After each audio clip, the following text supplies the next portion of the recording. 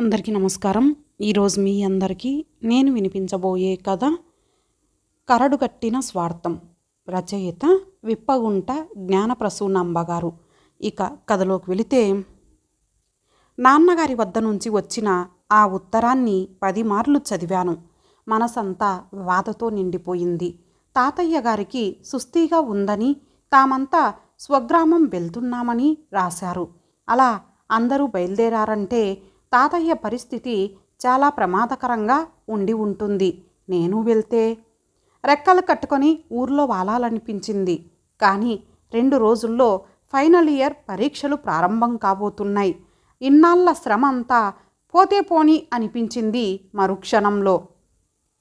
ప్రయాణానికి సన్నద్ధం కమ్మని మనస్సు మారాం చేస్తోంది. కానీ ఈ విషయం తెలిస్తే తాతయ్య సహించగలరా? నీతికి, నిజాయితీకి, క్రమశిక్షణకు ప్రాణం ఇచ్చే ఆయన తన గారాల మనుమడు ఇలా చేశాడంటే తట్టుకోగలరా? తనను మన్నించగలరా? తన మీద ఎన్నో ఆశలు పెంచుకున్న తాతయ్య హర్షిస్తారా?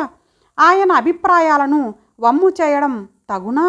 ఉవ్వెత్తున లేచి నిలదీసి అడిగింది అంతరాత్మ. మనస్సు చిన్నబోయింది, మోగదైంది.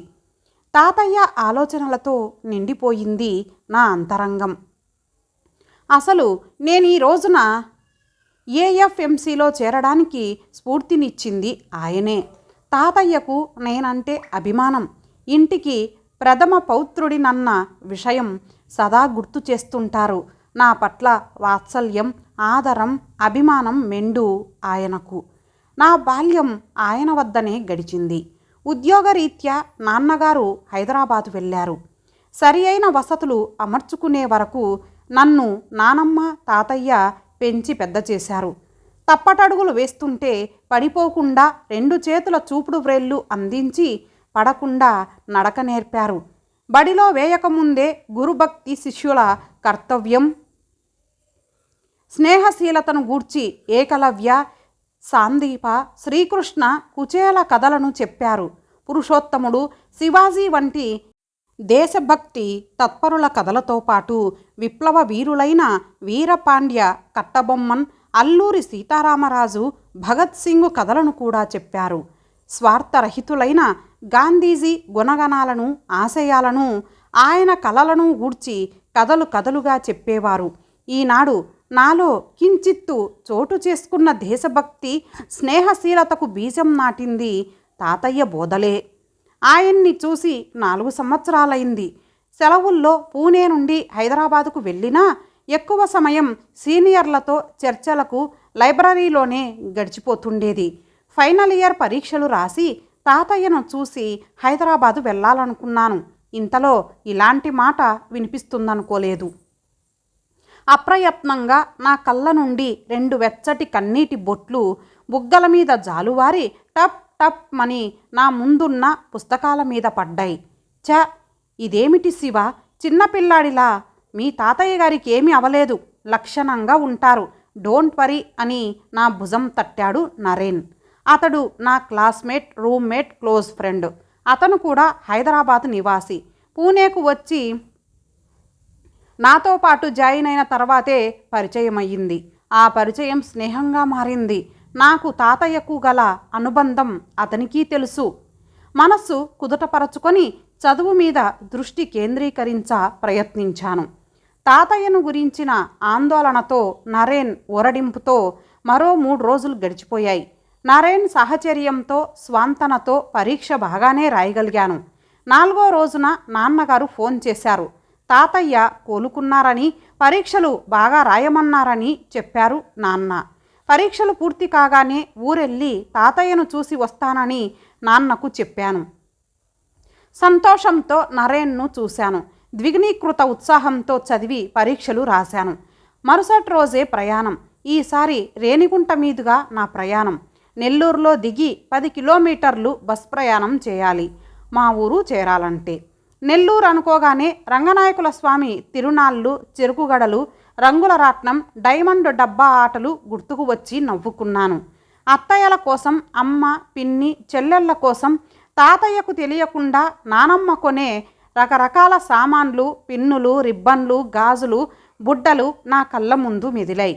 మహాభారత రచన చేసిన తిక్కన సోమయాజి, రామాయణం రాసిన మొల్ల, ఇటీవల అక్షరాస్యత సాధించిన సింహపురి వాసులకు, సారా వ్యతిరేక ఉద్యమానికి శ్రీకారం చుట్టి సారా నిషేధాన్ని సాధించిన సింహపురి మహిళలను తలచుకొని గర్వించాను. సంపూర్ణ మద్య నిషేధానికి నడుం బిగిస్తున్న వారికి మనస్సులోని అభినందనలు తెలుపుకున్నాను. పైరు పచ్చలతో కలకలలాడే మా ఊరు పేట నా మనోఫలకం మీద నిలిచింది. పరవశించిపోయాను. 10 సంవత్సరాల క్రితమే ఆదర్శ గ్రామంగా పేరుగాంచింది. ఉత్తమ పంచాయతీగా ఎన్నికైంది. అన్ని వర్ణాల వర్గాల ప్రజలు ఉన్నా అందరిది ఒకే మాట, ఒకే బాట.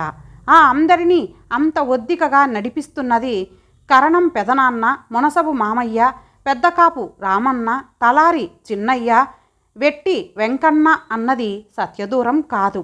గ్రామం కోసం, గ్రామ ప్రజల సౌకర్యాల కోసం అహర్నిశలు పాటుపడ్డారు. అప్పటికే రోడ్లు, హైస్కూలు, కరెంటు, ఆస్పత్రి తెప్పించుకున్నారు. 4-5 సంవత్సరాల క్రితమే రక్షిత నీటి సరఫరా కూడా వచ్చిందని చెప్పారు నాన్న. ఇంకా ఏమేమి సాధించుకున్నారో వెళ్ళి చూడాలి అనుకున్నాను. తాతయ్యను కదిలిస్తే చాలు కథలు కథలు చెప్తారు కమ్మగా అనుకున్నాను కనురెప్పలు మూతపడుతుంటే. ఆ మరునాడు నరేష్ హైదరాబాదుకు, నేను నెల్లూరుకు ప్రయాణమయ్యాము. నగర నాగరికతను సంతరించుకుంటున్న సింహపురి గడ్డ మీద అడుగుపెట్టగానే అనిర్వచనీయమైన ఆనందంతో పులకించిపోయాను. స్టేషన్కు సమీపంలో ఉన్న బస్టాండుకు వెళ్ళి బస్సు ఎక్కి కూర్చున్నాను. మరో 10 నిమిషాల్లో బస్సు బయలుదేరింది. టౌన్ లిమిట్స్ దాటగానే రోడ్డుకి ఇరువైపులా పచ్చని పంట పొలాల స్థానంలో కనిపించిన రియల్ ఎస్టేట్స్ బోర్డులు చూసి కిన్నుడనయ్యాను.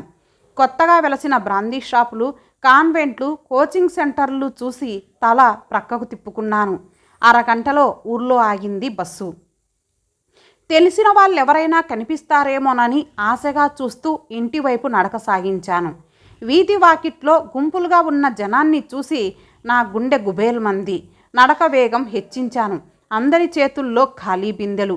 నెట్టుకోవడం దేనికి? ఒకరి తర్వాత మరొకరు వచ్చి తోడుకెళ్ళండి గట్టిగా అరిచి చెబుతోంది పిన్ని. ఇదేమిటి చెప్పమా అనుకున్నాను ఆశ్చర్యంగా. మోటారు కాలిపోతే ఎవరూ పట్టించుకోలేదట. కట్టవలసిన పన్నులు కట్టక పొత్తులు లేకపోయినందున 2 నెలలుగా నీటి సరఫరా ఆగిపోయిందని తెలిసి చిన్నబోయాను. అత్తయ్య ఎవరొచ్చారో చూడండి అని ఎదురు వచ్చి సూట్ కేస్ అందుకుంది పిన్ని. పెద్దన్నయ్య వచ్చాడంటూ పరిగెత్తుకొచ్చింది పావని. అన్నయ్య అంటూ అల్లుకుపోయింది అరవింద. బావా బాగున్నావా అని పళ్ళు ఇగిలించాడు పద్మనాభం. ఇలా చిక్కిపోయావేమిట్రా అని తడిమి చూసింది నానమ్మ కళ్ళద్దాలు సవరించుకొని. పరీక్షలు బాగా రాశావురా అని పరామర్శించారు తాతయ్య పడక మీద నుండి లేచి కూర్చొని. తాతయ్య పక్కనే కూర్చున్నాను. అప్రయత్నంగా నా కళ్ళు చెమ్మగిల్లాయి. పిచ్చి సన్నాసి, ఇప్పుడు నాకేమైందన్రా? నీవు రాకుండా, నిన్ను చూడకుండా నా ప్రాణం పోతుందటరా అన్నారు తాతయ్య నవ్వుతూ నన్ను గమనించి. గొంతులో ఏదో అడ్డుపడ్డట్టయింది నాకు. ఎప్పుడనగా తిన్నావో లేచి స్నానం చేసిరా శివ, తీరిగ్గా మాట్లాడుకుందురు గాని భోంచేసి అంది పిన్ని అపర అన్నపూర్ణలా. వెళ్ళమన్నట్లు సైగ చేశారు తాతయ్య. పిన్ని, అత్తయ్య, నానమ్మ దగ్గరుండి కొసరి కొసరి వడ్డించి తినిపించారు. తాతయ్యకు అసలు సుస్థి ఏమిటో ఎవరూ చెప్పలేదు. నాకు ఉన్న పరిజ్ఞానాన్ని బట్టి తాతయ్యకు శారీరకంగా ఎలాంటి బాధలు లేవని తెలుసుకున్నాను. ఆయనను మానసికంగా కృంగదీస్తున్న పరిస్థితులేమిటో తెలుసుకోవాలన్న నిశ్చయానికి వచ్చాను. పావని, అరవింద, పద్మనాభం నా చుట్టూ చేరారు. కబుర్లతో ఆ రోజు గడిచిపోయింది. కరణం పెదనాన్నగారు సురేష్, మునసబు మామయ్య గారి మనోహర్, పెదకాపు గారి ప్రవీణ్ నా సహచరులే. ప్రవీణ్ BE చేసి పై చదువులకు స్విట్జర్లాండ్కు వెళ్ళాడని తెలిసి సంతోషించాను.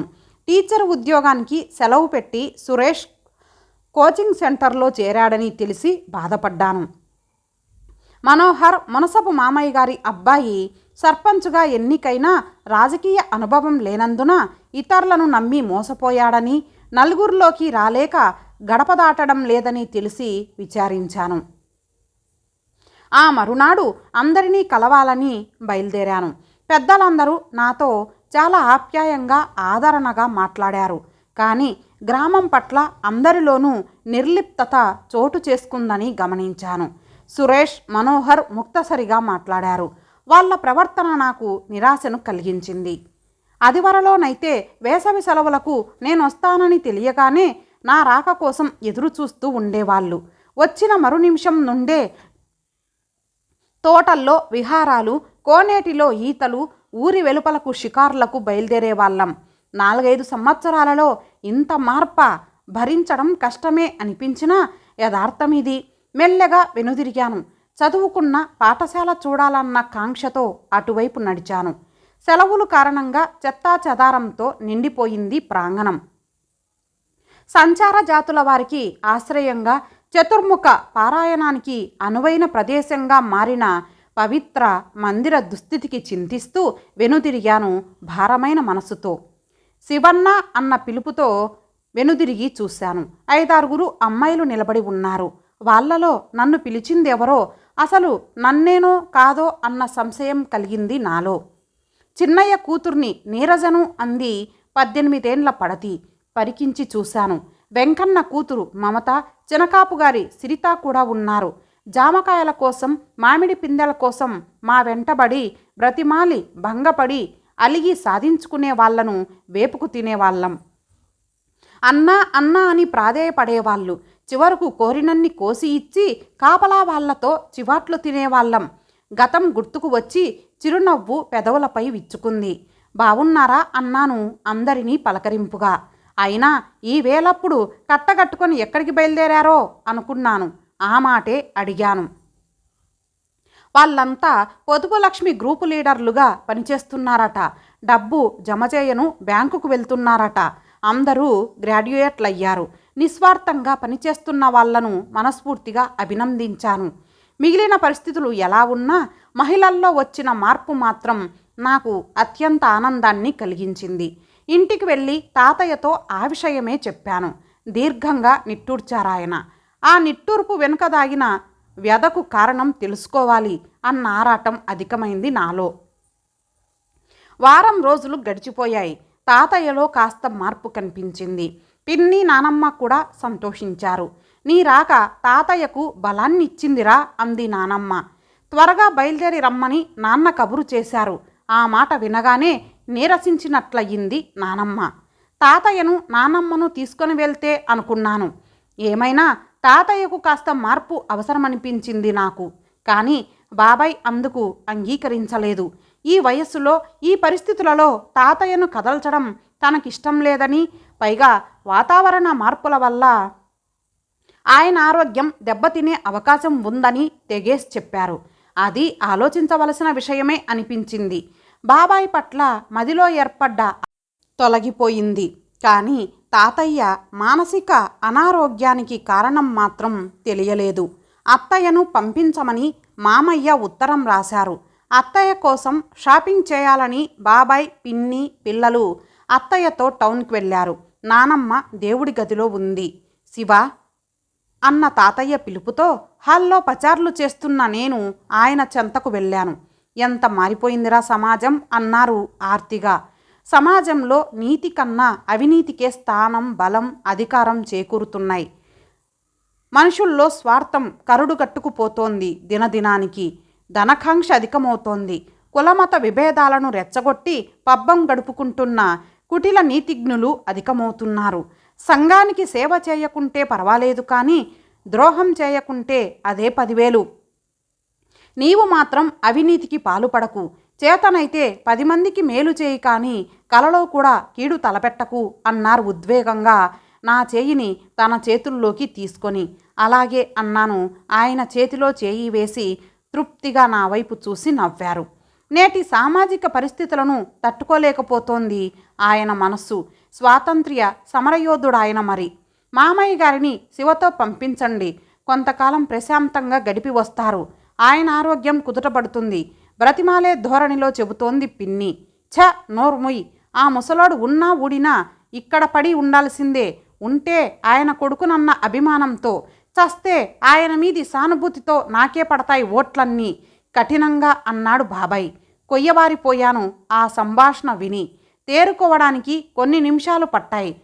పిన్ని సన్నగా ఏడుస్తున్నట్లు అనిపించింది. నో, బాబాయ్ స్వార్థానికి తాతయ్య బలి కాకూడదు, కావడానికి వీల్లేదు. నేను వెళ్ళి నాన్నగారిని పంపిస్తాను నిశ్చయంగా అనుకున్నాను. ఆ రాత్రి కలత నిద్రపోయాను. తెల్లవారుజామున ఉలిక్కిపడి లేచి కూర్చున్నాను. తాతయ్య ప్రాణాలు అనంత వాయువుల్లో కలిసిపోయి కొన్ని గంటలయ్యాయి అప్పటికి. ఇంతటితో ఈ కథ సమాప్తం. మరలా మరొక మంచి కథతో కలుద్దాం. అంతవరకు సెలవు. నమస్తే.